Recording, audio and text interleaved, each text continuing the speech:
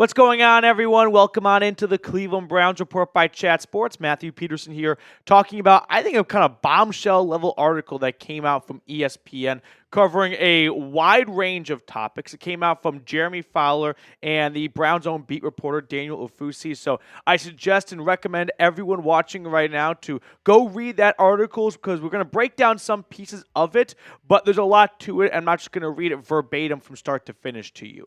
Now, before we look at one of my three big takeaways from this article, make sure to subscribe to the channel. New year, everyone's starting New Year resolutions. I'm going to try to read more. I feel like smart people read, and before I go to bed, I'll try and read like a chapter or something of a book. So give me some recommendations if you have one down below. But we've got mock drafts, free agency signings around the corner, so make sure you are subscribed. Help us reach 40,000 subscribers sooner rather than later. Now, when it comes to this article, my first big takeaway is we are going to have a quarterback battle for 2025. And that might not be a surprise to you because why wouldn't there be a quarterback battle for the way Deshaun Watson played the first 7 games of the season? Or you might look and go, battle? I'm surprised that there even is a battle. Like Deshaun Watson should have no consideration whatsoever. It appears that there is going to be a battle. So let's go over a couple of the snippets from this article. We got Fowler and Ofusi saying Watson, who has visited Cleveland multiple times since the injury for rehab checkups, has given the impression that he still very much wants to make it work with the Cleveland Browns. But this next part right here is what really jumped out to me. Browns team sources acknowledge it is safe to assume Watson will be back with the team in some capacity in 2025, but also caution it's too early to make sweeping determinations. They have a plan going forward, and the status quo in the quarterback room isn't an option given the tumult of the season. One team source said any veteran with starters' talent will be evaluated by the Browns, including Kirk Cousins. So let's just take a moment to talk about Kirk Cousins because he has been brought up a bunch as a potential option for the Browns. Him and Kevin Stefanski overlapped for 2 seasons in Minnesota. I've got my concerns. For one, if you watch the Falcons and Kirk Cousins when they were in their 4-game losing streak and pretty much played themselves out of the playoffs, Kirk Cousins was simply unplayable from a physical standpoint. He could not operate an NFL offense. Everything was severely handicapped because Kirk Cousins could not get under center, could not execute a simple drop back. Kirk Cousins looked like a quarterback who was simply playing way past his expiration date. And if that's the guy the Browns are going to get in 2025, I'm not interested. There is no way you can convince me with the way Kirk Cousins played before he got benched for Michael Penix that guy right there is worth any consideration to be a starting quarterback for the Cleveland Browns. But if you can find a way to get what Cousins and Stefanski had together in 2019, and even after that, Kirk Cousins had some really good seasons, then yeah, of course, this is a no-brainer for finding that Kirk Cousins. But my fear is we may not get that Kirk Cousins. The guy suffered an Achilles injury in his late 30s, and that's kind of the kiss of death for most athletes. Maybe with more time, and that's a big maybe, he can kind of go back to his pre-injury form. And if that's the case, then this is the best high ceiling option for the Browns. We're talking about signing a quarterback who, can we go back to his last 4 years really quickly? Just 2-3 years ago was putting up awesome numbers, and you would be signing him for the vet minimum. If you could get that 4,500-yard, 29 touchdown quarterback, or even just 2023, those are ridiculous numbers for the first half of the season. You extrapolate that over 17 games, we're talking about a guy knocking on the door of 5,000 yards, 40 touchdowns, and 10 interceptions. Sure, that quarterback right there for vet minimum because the Falcons are going to release Kirk Cousins and it'll be like Russell Wilson all over again where any team that signs him just pays the vet minimum and Atlanta pays the remaining balance of his $27.5 million base salary for this year. I'm all in. But I've got my reservations about finding that quarterback anymore. If there is belief in Cleveland that they can get that quarterback back because of time healing his injury, sure. But if it's not about the injury and it's just, he'd be a better fit in Cleveland. He won't be a good fit in any offense. He wouldn't be a good fit in his own backyard turkey bowl family offense. The guy simply could not physically execute the quarterback position, and it showed. 0 touchdowns, 8 interceptions during that 4-game losing streak. So that's my biggest concern is, are you going to get a Kirk Cousins that has bounced back from the injury? Because he had played really well before this stretch right here, but then fell off a cliff. All right, so that's the Kirk Cousins segment here. Let's fast forward a little bit. More on the quarterback battle. The working theory league-wide is the Browns keep Watson for one more year and faster competition with another veteran and or draft pick, tightening the walls around Watson and forcing him to win the job. Team sources consider such a scenario. Watson battling out with another vet for QB1 status in camp possible. It's pretty noteworthy that the article did not mention battling it out with a rookie quarterback, but with a veteran quarterback, which is the route that I prefer. I do not believe this quarterback draft class is going to be all that.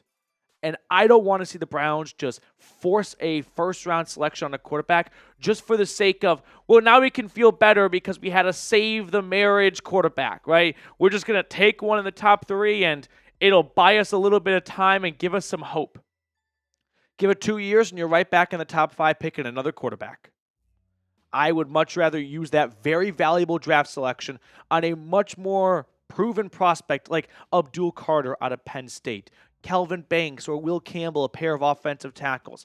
I would take Ashton Genty over Cam Ward or Shedeur Sanders if I were the Cleveland Browns, and I don't think the Browns are in a position where they can afford to take a running back in the top 10.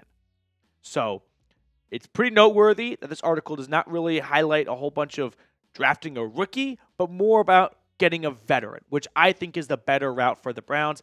Build up a good roster with this top draft pick and some other good valuable day 2 picks, and then attack quarterback in 2026 if Watson still has not improved and Kirk Cousins isn't the long-term play, which he won't be the long-term play either way. He's going to be nearly 37, 38 years old in August.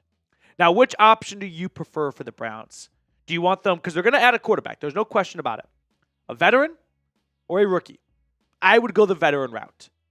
I know that when you get a veteran quarterback, it's not as fun because you already know a lot about the guy, so there's less hope for the future, but I feel like it is the smarter play for the Browns. And, I mean, look at the Vikings right now. They added Sam Darnold, and they are in the midst of a 13, 14-win season, and they are playing for the 1 seed on Sunday Night Football.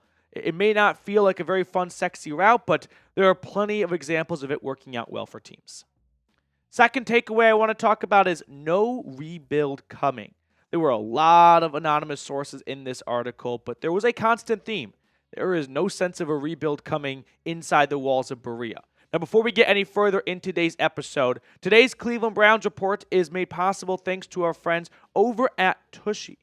Finally, a resolution that isn't a pain in the derriere. Tushy bidets fit on your toilet in under 10 minutes, improving your health and saving you time/money every time you visit the Oval Office, as you will use 80% less toilet paper. The Tushy bidet easily attaches to your existing toilet without the need for additional plumbing or electricity. People who have made the switch to Tushy use up to, like I said, 80% less TP. No more clogged toilets. Save your money and your ass at the same time. Take it from someone who lived in Japan growing up and has seen people master the art of hands-free bathroom trips. So take it from me when I say it's an absolute game changer. Installation is simple and takes about 10 minutes to complete. Literally anyone can do it. Every Hello Tushy bidet comes with a 30-day hassle-free return and a 12-month warranty. Instantly improve your health from the bottom up. For a limited time, our listeners get 10% off their first bidet order when they use code CHAT at checkout. That's 10% off your first bidet order at hellotushy.com with promo code CHAT. I put all that information for you guys in the comments and description of today's video. So let's get back to the potential rebuild or lack thereof. Fowler and Daniel Ofusi, Brown sources insist a tear-down rebuild is not coming. The Browns will be opportunistic in improving the roster this offseason as well, a personnel source said. So we've got the Browns going a little bit of, I wouldn't say a different direction than what people are expecting, but I mean, there's definitely some belief out there that they should trade Myles Garrett and just kind of blow it all up and restart. I mean, how about this from a Browns front office source? Quote, "We have a lot of flexibility. We'll be fine from a cap standpoint. That's the last thing I'm worried about." The Browns continue to have this mindset and this plan of we are going to push money down the road, kick the can, so to speak, and that usually comes with a negative connotation. And there are some drawbacks to it. I'm not going to try and sell you guys on, oceanfront property in Oklahoma, but I do believe that their general thinking is not flawed when they believe with the salary cap always going up to better maximize every single offseason, you push the money down the road and the percentage of their cap hit goes down with the salary cap going up in the future. You just got to have an aggressive owner who will greenlight a lot of these aggressive spendings and putting a lot of cash on the line every single year. So from a salary cap approach, I don't have much of an issue with it. There are a lot of teams that have this mindset. The Philadelphia Eagles are probably the most similar, and it's worked out pretty well for them. They are paying guys like Jalen Hurts and Devontae Smith, A.J. Brown, Saquon Barkley, and they are having a phenomenal year. So I don't think the Browns are like black sheep in this regard. The thing that just hasn't worked out for them is their investment decisions have not been great. But I don't think the procedure or the plan in place, the process, is flawed. I just think that they could have made better decisions, like the Deshaun Watson one, looking back at it now. But I'm also going to say you got to look at that quote of we're not going to do a rebuild from the perspective of whoever's giving the quote. You've got Myles Garrett coming out in front of the media and saying, I don't want to be here for a rebuild. Whoever Fowler and Ufusi talked to, they definitely were not going to say something that would spark fear in Garrett and the rest of the locker room and the fan base of, oh yeah, we're about to enter a rebuild. So I'm not surprised that someone from inside the walls of Berea said, there's no rebuild, as the franchise's best player said, I don't want to be here for a rebuild. Actions speak louder than words. When the offseason gets here and free agency moves start being made and trades start going down, we'll see just how serious they are about not entering a full rebuild. I don't think they're going to completely tear it down because if they were, like guys like Garrett would be potentially traded. But I could see guys like Greg Newsome being dealt, right? I could see them maybe not going out and making a big splash T. Higgins free agency signing. Those are moves where it may signal, hey, even though we're not going to admit to rebuild, it's a little bit of a rebuild because we're not going to be very, very aggressive in adding players. We're going to look to add assets to get younger for the future. All right, third and final key takeaway I've got. There was a lot towards the end of the article about Kevin Stefanski and just overall insight on the Browns head coach, because if you've ever listened to a Stefanski press conference, he's not someone who likes to go up there and kind of give like Dan Campbell speeches where they're filled with quotes that are entertaining and things like that. No, he kind of keeps it pretty close to the vest and pretty short and brief and does not share a whole lot, does not really give people a great look behind the walls of what goes on in the life of Kevin Stefanski. He's a pretty private and reserved guy. And that's something that I don't think is a negative thing, but it's definitely something to note. And I thought this part of the article is really interesting. One light criticism of Stefanski among a few Browns players over the years had been that they may not get to know him on a personal level like other coaches. But players say Stefanski has shown a more vulnerable side this season, starting during the training camp at the Greenbrier Resort. At an annual team bonding exercise designed to get a deeper understanding of a player's journey to the NFL, Stefanski participated for the first time. When we think about Kevin Stefanski and his makeup of a head coach, we usually go to he's a play caller, he's an X's and O's guy, he's not a rah-rah, give a great speech kind of guy. But I think we are seeing growth from him on that side of the football because he's not calling plays anymore. That was handed over to Ken Dorsey. And the overall overarching like takeaway I had from reading this article was there's a ton of support inside that locker room for Stefanski. I don't think they view Stefanski as just some football nerd who's really good at designing plays but can't lead a locker room. I think in 2020 that may have been a little bit more true, But fast forward, and like all humans, 5 years later, he's grown. I wouldn't say matured, but he's improved at his job. And part of that is being someone who can be a little bit more vulnerable and be a little bit more personal with your players. So I would be shocked if Kevin Stefanski and or Andrew Berry are gone after Week 18's probable loss to the Ravens. Both of them are very likely to return. They both got contract extensions before the season started. I think they are going to be given the opportunity to turn things around in 2025 because they have fielded 2 playoff campaigns for Jimmy Haslam, who's been the owner since 2012, and those are the only playoff campaigns he has as an owner. And I think he's kind of learned a little bit from his early mistakes as an owner from meddling too much, and he's going to give these guys the opportunity to get back on track because they have shown they can put together a playoff team, and it won't just be a fluke. They've done it twice. Now, I thought this part was also very intriguing. Fowler and Ufisi wrote, team sources said Haslam has been less impulsive this season than in years past. A lack of sweeping changes would reinforce that. Multiple ex-Brown staff members from past seasons told ESPN they believe Haslam had a direct influence on why they were let go.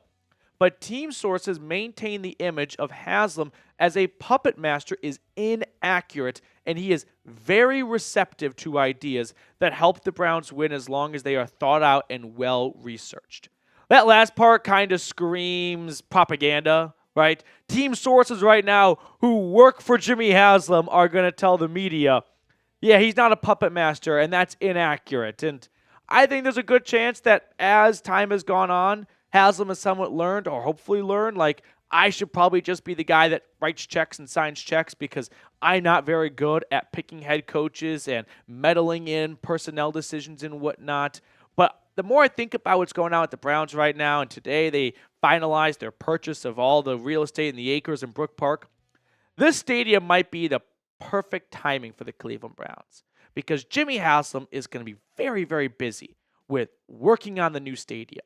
And he may not have time to meddle. He may not have time to sit in on a Browns draft discussion and go, hey, I know all the work you guys have done has been great. We're going to throw it in the trash, and we're going to take Shedeur Sanders. He might miss that meeting. He might be in a new stadium meeting, and the Browns can kind of actually get a lot of work done because Haslam is a little too busy right now to micromanage over the personnel side of things. So now we don't have to have him constantly put up hurdles for what we want to accomplish. Might be a theory, is a theory, might be right, might be wrong, but it's my theory. Now, before we sign off, if you made it all the way to the end of the video, drop a CLE for me in the comment section. We haven't done this in a little while, but I always love to know who watches all the way to the end of the video. I see the same names and faces in the chat and the comment section, so I really appreciate everyone who watches all the way to the end. Drop a CLE if you're part of the end of the video squad.